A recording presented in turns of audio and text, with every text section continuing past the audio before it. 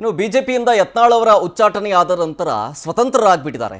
ಈ ಹಿಂದೆ ಪಕ್ಷದಲ್ಲೇ ಇದ್ಕೊಂಡು BSY ಕುಟುಂಬವನ್ನ ವಿರುದ್ಧ ಮಾತಾಡ್ತಾ ಇದ್ರು, ಚಾಲೆಂಜ್ಗಳ ಮೇಲೆ ಚಾಲೆಂಜ್ ಆಗ್ತಾ ಇದ್ರು. ಈಗ ಸ್ವತಂತ್ರರಾಗಿದ್ಕೊಂಡು ಚಾಲೆಂಜ್ ಮಾಡ್ತಾ ಇದ್ದಾರೆ ವಿಜಯೇಂದ್ರ ಅವರಿಗೆ. ಏನಂತ, ನೀನು ರಾಜೀನಾಮೆ ಕೊಡು, ನಾನೂ ರಾಜೀನಾಮೆ ಕೊಡ್ತೀನಿ, ಇಬ್ರು ಚುನಾವಣೆಗೆ ಹೋಗೋಣ ಬಾ, ಹೀಗಂತ ಉಚ್ಚಾಟಿತ ನಾಯಕ ಯತ್ನಾಳ್ ಅವರು ಚಾಲೆಂಜ್ ಹಾಕಿರೋದು.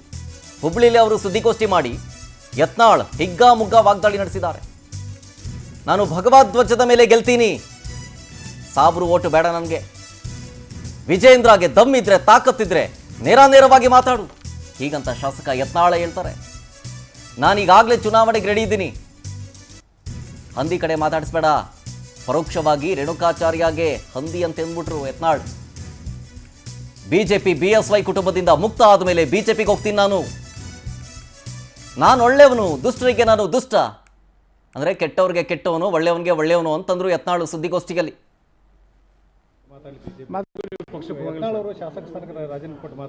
ಮೊದಲು ವಿಜಯೇಂದ್ರ ರಾಜೀನಾಮೆ ಕೊಡತ್ತೇಳ್ರಿ, ಯಾಕಂದ್ರೆ DK ಶಿವಕುಮಾರ್ ಹೇಳ್ಯಾನ ನಮ್ಮ ಭಿಕ್ಷೆಯಿಂದ ನೀವು ಹಾಗೆ ಹೇಳ್ಯಾರ, ಇಲ್ಲ ನೀವು ಮಾಧ್ಯಮದವ್ರು ಹೇಳ್ರಿ ಏನಂತ ಹೇಳ್ಯಾರಿ, ನಮ್ಮ ಭಿಕ್ಷೆಯಿಂದ ನೀ MLA ಆಗ್ಯಪ್ಪ, ವಿಧಾನಸಭಾ ಕಟ್ಟಿ ಹತ್ತಿದ್ದೆ, ನಾವು ಏನಾರ ನಾಗರಾಜಗೌಡ ಕೊಟ್ಟಿದ್ರೆ ನೀನು 30,000 ಲಗ ಹೊಡಿತಿದ್ದೆ ಅಂತ ಹೇಳಿದ್ದ.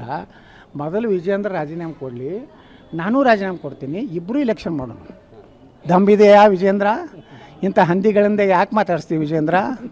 ಹಾಂ, ತಾವೊಬ್ಬ ಸ್ವಾಮಿಯಾಗಿ SC ಸರ್ಟಿಫಿಕೇಟ್ ಕೊಡೋ ನಾನು ನಾಚಿಕೆ ಆಗೋದಿಲ್ಲ ವಿಜಯೇಂದ್ರ.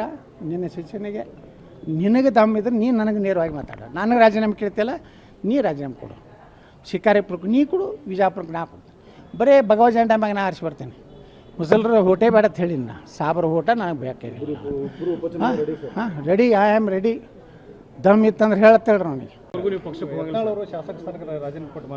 ಮೊದಲು ವಿಜಯೇಂದ್ರ ರಾಜೀನಾಮೆ ಕೊಡತ್ತೇಳ್ರಿ.